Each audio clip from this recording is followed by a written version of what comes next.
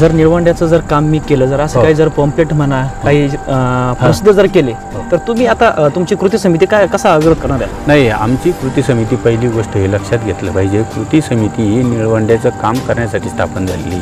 ह्या निळवंड्यावर आपले मतदानाच्या पेट्या भरण्यासाठी स्थापन नाही झालेली. ज्यांनी काम केलं, ज्यांनी मदत केली त्याचं आम्ही स्वागत केलेलं आहे. भाऊसाहेब वागचौरेंनी 14 मान्यता मिळवल्या तर आम्ही त्यांचं झोपतून उठलं तर आम्ही त्यांचंच नाव घेणार. आणि लोखंड्यांनी फक्त निवडणूक लागल्यावर, मतदार यादी झाल्यावर लोकसभेमध्ये प्रश्न उपस्थित केला तरी पहिला फोन माझाच गेला होता. उशिरा का होईना लोखंडे साहेब तुम्ही प्रश्न मांडला, या अभिनंदनाचा फोन आमचाच गेला होता.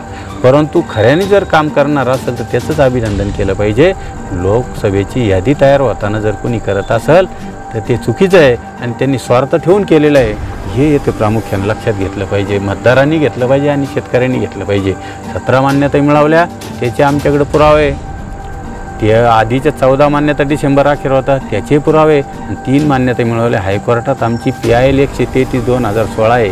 त्या PILचे प्रत्येक संदर्भ आहे मान्यतेवर. तेव्हा हे आरोप करणारे तोंड घशी पाडायचे आमच्या धानात आहे.